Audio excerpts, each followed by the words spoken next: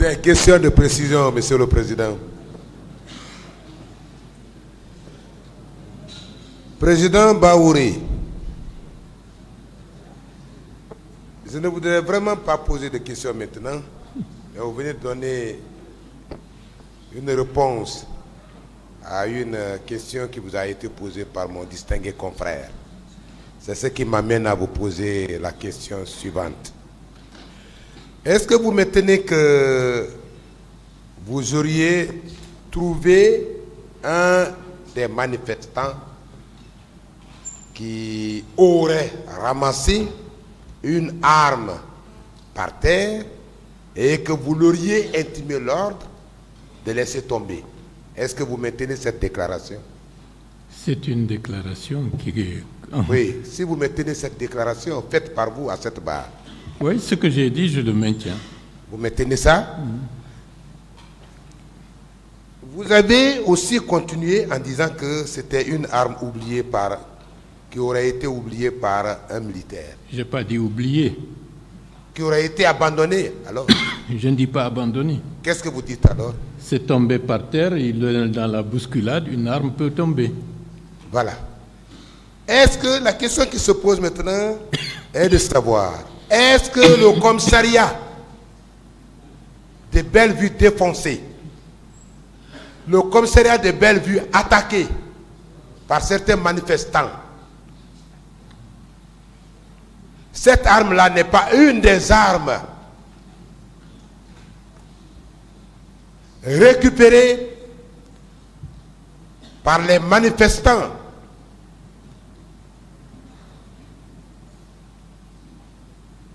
et étant au stade, à l'intérieur du stade, ils l'ont utilisé parce que les militaires n'abandonnent jamais leurs armes.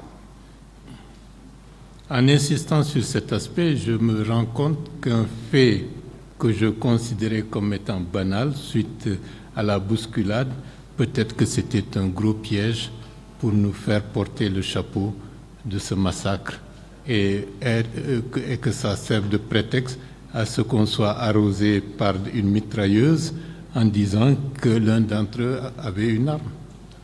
Il y a une difficulté à propos. Puisque en intimant l'ordre à un des manifestants de laisser tomber cette arme, vous êtes sortis en même temps, oui ou non? Sortis en même temps, c'est-à-dire? Je voudrais dire que quand vous avez intimé l'ordre aux manifestants qui avaient ramassé l'arme, à ce moment-là... de laisser tomber, s'il vous plaît, laissez-moi finir, de laisser tomber cette arme, vous êtes sortis au même moment ou bien vous êtes restés là pour surveiller l'arme? Oui. Bien. Est-ce que vous êtes restés là pour surveiller l'arme, pour ne pas qu'on en fasse un usage? Monsieur Baouri, c'est la question. Maître Koulemou. Oui. Dans la bousculade, dans l'échauffourée, alors que El Arcelou était déjà à terre, que nous avions déjà reçu des coups, qu'un de nos militants essaye de prendre une arme qui était par terre. Je remercie Dieu de m'avoir permis d'avoir toute la lucidité pour lui intimer l'ordre de laisser tomber, de ne pas de mettre ça à terre. Et ce n'était pas une question d'armes qui nous intéressait à l'époque, puisque c'était nos vies qui étaient en danger. Très bien. Vous reconfortez.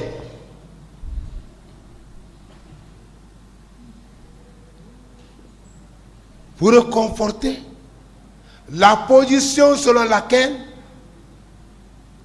lorsque vos manifestants sont arrivés au commissariat du rond-point de Bellevue, ils se sont servis en armement. Ce sont ces armes-là qu'ils ont amenées au stade. Puis, la question, s'il vous plaît. La question est de savoir, Monsieur le Président, oui ou non, vous n'avez pas suivi la suite lorsque vous avez intimé l'ordre à un de vos militants de laisser tomber l'arme, puisque vous n'étiez plus là. Vous n'avez pas suivi la suite. Le massacre avait déjà commencé. Justement. C'est pourquoi vous reconfortez. Non, je ne reconforte rien du tout. Parce que le massacre avait déjà commencé, comme vous le dites. Et voilà une arme qui est là, qui traîne par terre, selon vous. Qui ne traîne pas par terre. Monsieur Ba, s'il vous plaît, attendez la question. D'accord. Allez-y, posez votre question. Merci, Monsieur le Président. Voilà une arme qui est là. Un de vos militants la récupère. Vous intimez l'ordre à ce dernier de laisser tomber l'arme. Mais vous n'êtes pas resté, oui ou non, pour surveiller. Parce que vous avez continué votre semaine. Il a déjà répondu à cette question. Une autre. Autrement dit, la question suivante est de savoir cette arme-là, oui ou non, a servi à une autre personne. Je ne me suis pas préoccupé de savoir si le propriétaire a récupéré l'arme ou pas, parce que c'était l'avis des gens qui étaient autour de moi qui m'importait plus que la question de l'arme. Vous ne trouvez pas que c'est dangereux? Vous qui convoquez à manifester, vous qui invitez la masse à manifester, ils viennent, vous trouvez une arme par terre. Alors qu'il y avait des hommes de troupes... Pardonnez-moi, pardonnez, je vais finir, s'il vous plaît. C'est que ne faites pas trop de commentaires, posez la question. Il n'y aura pas de commentaires, Monsieur le Président. Vous avez invité la masse à manifester. Ils se sont présentés. Ils sont tous, la population est venue sur les lieux. Il y a une arme. Un de vos agents prend cette arme, vous lui donnez l'ordre de déposer. Il dépose l'arme. Vous abandonnez l'arme. Alors que, oui ou non, vous aviez la possibilité de récupérer cette arme pour ne pas qu'on en fasse un usage contre vos manifestants.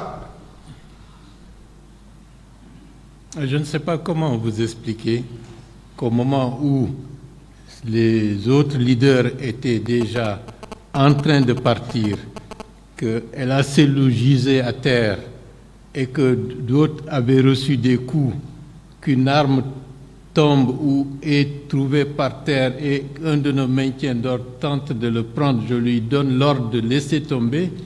Est-ce que ma préoccupation devrait être de savoir comment conserver cette arme au risque de se faire assassiner immédiatement? Vous ne pensez pas que cela constituait un danger? Mais le danger, s'il vous plaît. Vous tournez autour de la même question.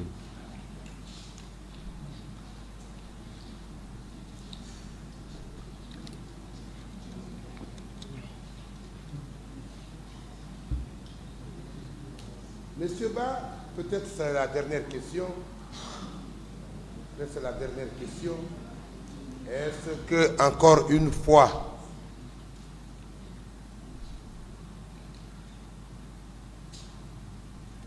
vous maintenez la déclaration selon laquelle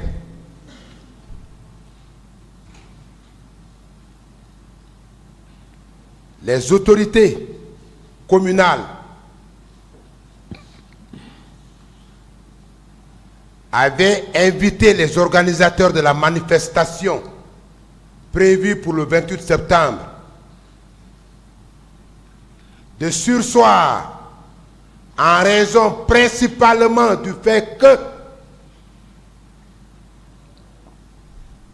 le nombre des agents de sécurité qui devraient assurer votre sécurité était insuffisant. Est-ce que vous maintenez cette déclaration? vous avez rajouté un terme qui n'était pas contenu dans la lettre-réponse de la commune de Dixine, de surseoir. Il n'y a jamais eu un terme de ce genre. Ils ont tout simplement noté ou indiqué le nombre de personnes, puisqu'on leur avait demandé cela, ils ne possèdent pas suffisamment de moyens pour garantir la protection et la sécurité de tous les manifestants. Et dans de telles circonstances, comme la commune, elle est sous la responsabilité ou la tutelle du gouvernorat et par conséquent du ministère de l'Administration, des Affaires politiques et autres, et en tant que tel est dans le pays, et il y a un gouvernement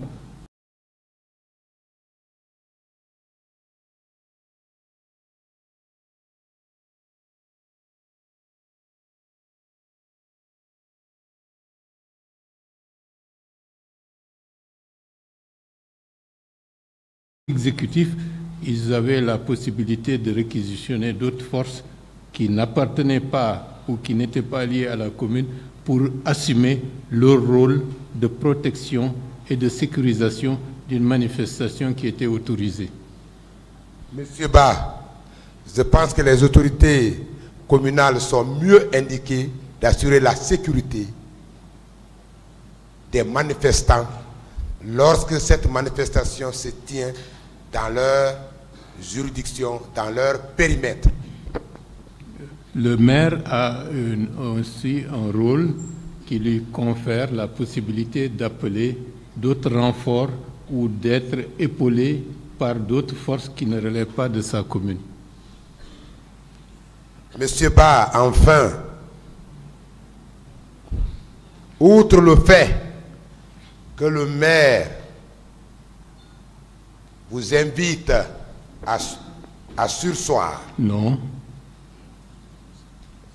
Vous invite au fait que le nombre des agents de sécurité était insuffisant pour assurer votre sécurité. Vous avez certainement entendu, étant un homme prudent, étant le président du comité d'organisation,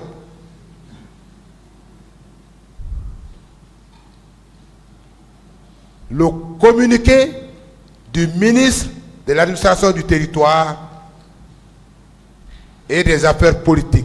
Oui ou non, monsieur Ba, ce communiqué a été rendu public à la RTZ. Je n'ai jamais entendu ce communiqué et je pense que dans les circonstances exceptionnelles de l'époque, ce n'est pas par un simple communiqué qu'il fallait agir. Est-ce que vous savez à l'époque que la Constitution était suspendue? La suspension de la Constitution oui, n'enlève en rien le fait que les dispositions ou tous les traités ratifiés par la République de Guinée demeurent valides. Je n'ai pas bien compris, s'il vous plaît. La suspension de la Constitution ne signifie pas l'invalidité de tous les traités internationaux relatifs aux droits de l'homme que la République de Guinée a ratifiés. Ah, c'est pourquoi vous insistez sur le droit de manifester, le droit de manifester? Non, il ne faut pas mélanger les périodes. Non, mais c'est ça.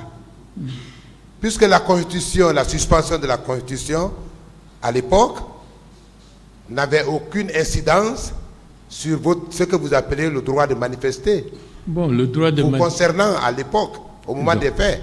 Il ne faut pas mélanger les choses. Non, je veux savoir, monsieur Ba. À partir du moment où le CNDD lui-même organise des manifestations un peu partout dans le pays pour faire valider une thèse qui n'avait pas l'assentiment de la majorité de la population, de grâce, il faut accepter par conséquent la légitimité des forces vives nationales d'organiser cette manifestation le 28 septembre 2009 et qui a été autorisée parce que la mairie n'a pas dit non. La mairie fait ressortir ses faibles moyens, un point, un tiré. Est-ce que la mairie, en faisant ressortir ses faibles moyens, qui l'empêchaient d'assurer votre sécurité, en prenant l'initiative, vous, le comité d'organisation, c'est-à-dire d'assurer Attendez la question, s'il vous plaît. D'assurer vous-même, à la place de l'État, à la place des autorités communales, Question, s'il vous plaît. votre propre sécurité.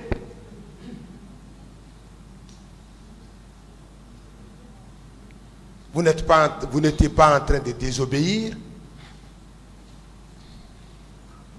Monsieur Ba?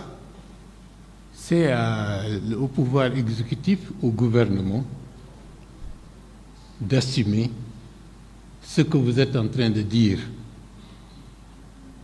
C'est dans l'ordre naturel des choses. Et le fait de ne pas le faire a montré une faillite des dispositions ou des institutions en charge de protéger et de sécuriser la population. Donc, la faute est du domaine de l'État.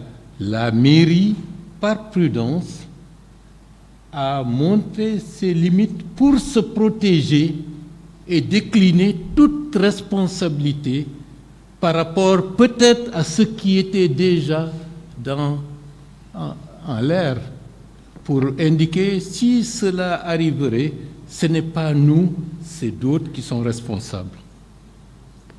Dernière question, Monsieur Ba. Oui ou non, c'est vous qui avez été à l'origine, c'est vous qui avez provoqué ce qui est arrivé au 28 septembre, au stade du 28 septembre. Merci, Monsieur le Président. Avec votre permission, tout chef de l'État a une obligation de veiller sur sa population, d'assurer sa sécurité, d'assurer l'intégrité du territoire national. S'il faillit à ça, il a failli à sa mission. Très bien. Cette réponse m'amène à vous poser une autre. Ah oui, cette réponse m'amène à vous poser une autre. Cette question m'amène à vous poser une autre. Monsieur le Président, à travers tout le monde entier, je dis bien tout le monde entier, vous avez vu un chef d'État faire appel à un quelconque militaire ou civil de tuer, de tirer sur sa population? Donnez-moi un exemple. Malheureusement, surtout dans le monde contemporain, c'est ça qui est le plus fréquent un peu partout dans le monde d'aujourd'hui. Et c'est regrettable, et c'est ce que nous ne voulons plus en République de Guinée. Justement, c'est ce qui ne s'est jamais passé d'ailleurs en République de Guinée. Ça ne s'est jamais passé. Une autre question, s'il vous plaît.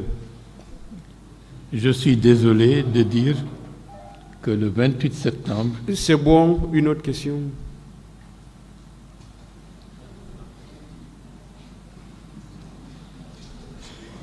Comment? Je voudrais juste, Monsieur Ba, par rapport aux événements qui nous mobilisent par devant ce tribunal, vous faire comprendre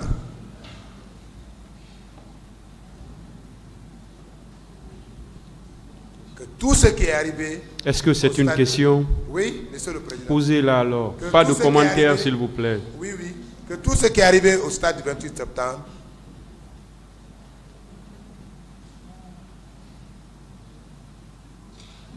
les forces dites vives à l'époque sont bel et bien les initiateurs et les provocateurs. Merci, Monsieur le Président. J'en ai fini. Je préfère ne pas répondre. Ce n'est pas une question.